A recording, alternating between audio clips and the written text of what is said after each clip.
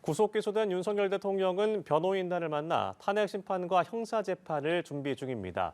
검찰은 설 연휴 마지막 날인 오늘도 내란 혐의 사건에 대한 수사를 이어가고 있는데요. 김한규 변호사와 함께 자세한 내용 짚어보도록 하겠습니다. 안녕하십니까? 네, 안녕하세요. 네, 윤석열 대통령 설 연휴 마지막 날인 오늘도 별다른 일정 없이 변호인을 접견하면서 재판에 대비하고 있습니다. 연휴 이후에 보석 신청이라던가 탄핵 심판 중단, 연기 이런 요청을 할 것으로 보시는지 어떻게 생각하십니까? 저는 매우 가능성이 좀 높다 이렇게 전망하는데요. 예. 예를 들면은 그 헌법재판소법에서 그 탄핵 심판 그 절차 진행 중에 동일한 사실관계로 형사 재판이 진행되면 네. 이 탄핵 심판 절차를 중지할 수 있는 규정이 있습니다. 그래서 아마 윤 대통령 측 변호인단은 이 규정을 근거로 그 헌법재판소에 윤 대통령이 구속 기소된 만큼 이 탄핵 심판 절차를 좀 중지해달라 요청할 네. 가능성이 매우 높은데 이 규정은 이제 강행 규정은 아니기 때문에 헌법재판소에서 이것을 수용할 가능성은 좀 희박하다. 왜냐하면 지금 현직 대통령에 대한 탄핵 심판 절차가 그 상당 부분 좀 진행이 된 상황에서 이것을 형사재판이 언제 끝날지 좀 예측할 수 어려운 상황에서 과연 중단할 가능성은 좀 매우 희박하기 때문에 아마 탄핵 심판 절차는 계속 진행될 가능성이 높고요. 예. 이제 보석 허가 청구 같은 경우도 또 법원에다가 이제 청구할 가능성이 높지만 지금 현 단계에서 지금 증거의 인멸 우려가 있다는 이유로 구속된 지 얼마 지나지 않았고 또 관련자들 내란 관련자들이 김용현 전 장관이라든가 많은 군 고위 간부들이 지금 공판 절차가 진행된 사람이 한 명도 없습니다. 다 준비 예. 절차만 몇 명 진행됐을 뿐이지 이 공판 절차가 진행되지 않은 상황에서 그러면 이제 수많은 관련자들이 법정 증언이 좀 어느 정도 진행돼서 재판이 어느 정도 성숙된 상황이라면 이건 증거인멸 우려가 매우 낮아지지 않겠습니까? 그래서 어느 정도 좀 재판이 진행되고 그 시간은 현재로서는 예측할 수 없지만은 그래도 한 몇 달 정도 진행된 후에는 좀 보석 허가가 좀 가능성이 있겠지만 현 단계에서 지금 대통령 같은 경우는 지금 재판부도 배당되지 않았고 예. 공판 준비일기도 예정되지 않은 상황에서는 보석 허가를 청구할 수 있겠지만은 2월 중에 받아들일 가능성은 좀 희박하다고 좀 전망합니다. 아, 그렇군요. 일단 윤 대통령 구속 기소된 상태에서 접견 금지는 해제가 됐습니다. 맞습니다. 그래서 어제 윤상현 의원과 더불어서 원외 당협위원장 일부가 이 변호인단에게 새 편지를 전달하기도 했는데요. 설 연휴 이후에 이 대통령실 참모 혹은 김건희 여사와 만날 수 있는 가능성도 나오고 있습니다. 아무래도 지금 윤상현 의원이라든가 지금 어떻게 보면은 윤 대통령에 대해서 계속 지지 목소리를 내고 있는 정치권 인사들 같은 경우에는 지금 연휴 기간이니까 현재로서 면회는 되지는 않고요.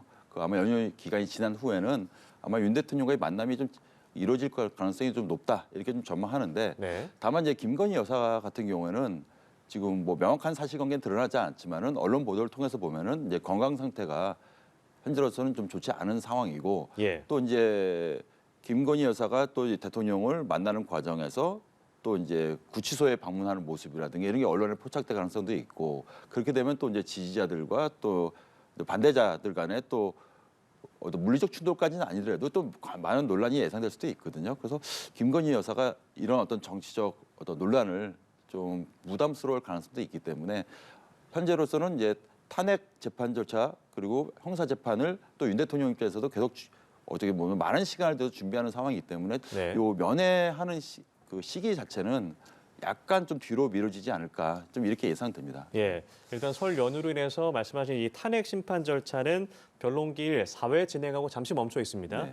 다음 주 화요일부터 2주 연속으로 주 2회 진행이 될 예정이고 또 형사재판의 이 쟁점들을 생각해 봤을 때 준비기를 거치고 이르면 다음 달 말 정도 시작된다라는 말들이 나오고 있는데 어떤 점이 좀 쟁점이 되겠습니까? 가장 중요한 쟁점 같은 경우는 지금 이미 김용현 전 장관 같은 경우는 헌법재판소에서 증인으로 출석해서 일정 부분 증언하지 않았습니까? 예. 결국 중요한 쟁점은 이제 형사재판 같은 경우는 내란 죄냐 아니냐.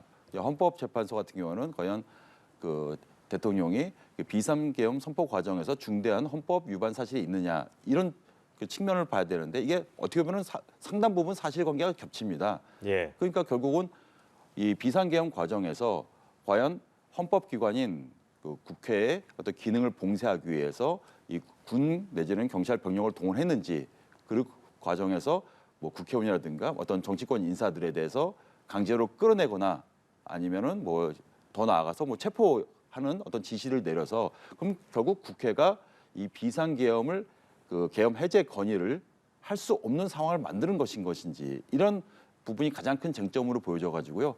어차피 이제 탄핵 심판 절차도 2월 달에 지금 이와 관련된 중요한 인사들 예를 들면은 뭐 곽중훈 특수전사령관이라든가 이준우 수방사령관 이런 어떤 중요한 인사들이 증언이 예정돼 있고요. 아마 형사 재판에서도 뭐 공판 준비일이 이제 한 2월 한 중순 이전에는 진행될 텐데 이런 부분에 대해서 공소 사실과 어떤 사건의 쟁점이 좀 다뤄지지 않을까 이렇게 보고 있습니다. 네, 일단 당장 다음 주 화요일에 홍장호 국정원 1차장과 그리고 말씀하신 이 여인왕 방책사령관, 이진우 수방사령관이 증인으로 나설 것으로 보여지는데 일단 지난주까지 이 변론기일에서 윤 대통령과 김용현 장관 측은 정치인 체포 지시뿐만 아니라 국회의원을 끌어내라라는 증언까지 모두 부인하고 있는 상황이거든요. 이런 입장을 고수하고 있는 것이 재판에 좀 어떤 영향을 미치게 될지 일단은 이 사령관들과 진술이 배치되지 않습니까? 어떻게 보십니까? 현재로서는 이제 언론에 보도된 그 군 사령관들에 예. 대한 어떤 그동안의 인터뷰라든가 발언 내용들이 사실은 지난 헌법재판 과정에서 보여줬던 김용현 전 장관 그리고 윤 대통령 간의 어떤 그 질문 과정에서 서로 간에 상당 부분 배치되지 않습니까? 예. 근데 윤 대통령 측 입장에서는 뭐 아직 실체적 사실관계는 우리들은 알 수 없지만은 윤 대통령 입장에서는 이런 변론을 할 수밖에 없는 상황이 맞는 것 같습니다. 왜냐하면 여기서 헌법재판 과정에서 갑자기 거기서 이제 윤 대통령 측 내지는 김용현 전 장관이 뭐 실제로 그런 사실이 있다라고 한다면 뭐 정치인들을 끌어내려고 했었고 뭐 체포하려는 과정이 있었다 이런 것을 변론을 했다면은 이것은 어떻게 보면은 뭐 헌법을 중대하게 위반한 어떤 비상계엄을 사실은 한 것이고 그 과정에서 이런 어떤 국회의 어떤 입법 기능을 또 마비시키려는 봉쇄시키려는 것을 어떻게 보면은 뭐 직접적으로 시인한 거랑 마찬가지거든요. 그렇게 되면은 사실은 뭐 탄핵 심판 절차도 굉장히 빠르게 진행될 가능성도 있고요. 그럼 향후 형사 재판 과정에서도 뭐 내란죄가 직접적으로 인정될지는 뭐 형사 재판을 다퉈 봐야겠지만 상당 부분 사실관계를 어떻게 보면 뭐 시인한 거랑 마찬가지거든요. 그래서 그런 변론은 사실은 예상하지 않았고요. 어떻게 보면은 다음 주에 진행될 첫째 주에 진행될 아까 말씀하신 그 군 고위부 인사라든가 홍장원 전 1차장 이분들이 과연 헌법재판소에서 어떤 구체적으로 어느 정도 신빙성 있는 그 증언과 진술들을 할 것인지가 이번 어떤 사안에서 가장 중요한 쟁점이 되는 그 재판이 아닐까 이렇게 좀 전망합니다.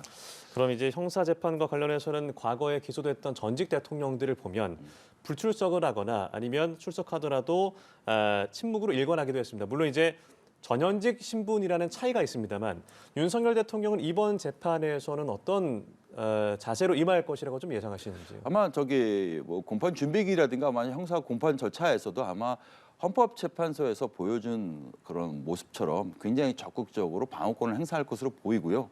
그래서 이런 비상계엄을 선포하게 된 과정 그리고 그 실질적으로 어떤 정치권 인사라든가 어떤 국회의 기능을 마비시키거나 봉쇄시키거나 더 나아가서는 정치권 인사들을 체포하거나 끌어내려고 한 것은 아니다.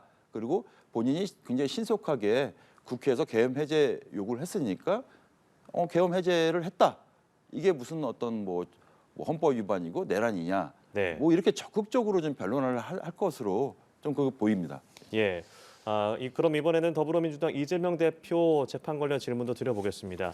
공직선거법 위반 사건 2심 재판 이 다음 달 26일 열릴 것으로 예정이 되어 있습니다. 이 대표의 확정 판결 일자도 가늠이 될 수 있을 것 같은데 이번 재판 좀 어떻게 예상하시는지 궁금합니다. 예. 그 고등법원에서는 2월 중에는 그 재판을 마무리하겠다는 의사를 이미 양측의 검찰이라든가 이제 이재명 대표 측에다가 이미 공지한 상황이기 때문에 2월 중에는 재판이 마무리될 것이고요. 그러면 선고가 언제쯤 있을 것이냐 문제인데 통상적으로 1심에서 상당히 장기간 이 공직선거법 위반에 대해서 다퉈졌습니다. 그래서 이 재판 선고 과정도 아주 뭐 길게 잡히지는 않을 것 같고요. 그래서 한 3월 말이나 아니면 4월 초 정도에는 아마 선고 기일이 좀 잡히지 않을까 그렇게 좀 예상됩니다. 예. 그럼 마지막으로 다음 주 월요일에 있을 이 마은혁 헌법재판관 후보자를 임명하지 않은 것이 위헌인지 여부, 이 최상목 권한대행이 지난 국회 추천 몫의 3명 중에 2명만 임명하지 않았습니까? 헌재가 어떻게 판단을 내릴 것으로 예상하십니까? 이거는 좀 위헌으로 선고할 가능성, 결정할 가능성이 굉장히 높다. 왜냐하면 사실은 만약에 뭐 권한 대행이든 더 나아가서 대통령이든 헌법재판소의 그 재판관들의 구성원은 9명입니다. 이것은 헌법에서 선언한 그 체계 어떤 시스템이거든요. 예. 사실 이 부분에 대해서 헌법에서 명문으로 뭐 여야 간의 합의가 필요하다 뭐 이런 식으로 규정한 사례는 없거든요. 근데 지금 9명으로 지금 구성되지 않은 기간이 상당히 오랜 기간이 흘렀고요. 그리고 헌법재판 과정에서도 여야 간의 논의 과정이 어느 정도 있었다는 것이 좀 증명된 사실도 있습니다. 그래서 예. 3일에는 그 마은혁 재판관을 임명하지 않은 것은 뭐 유언이다. 이런 식으로 좀 결정될 가능성이 굉장히 높고 그렇게 되면 이제 최상목 대행 입장에서는 그 결정이 있게 되면 굉장히 이른 시일 내에 또 임명해야 되거든요. 그럼 예. 헌법재판소는 9명으로 어떻게 보면 윤석열 대통령에 대한 탄핵 심판 절차도 진행될 가능성이 매우 높다 이렇게 봅니다. 예, 알겠습니다. 오늘 말씀 여기까지 들어보겠습니다. 김한규 변호사와 함께 자세한 내용 알아봤습니다. 고맙습니다. 네.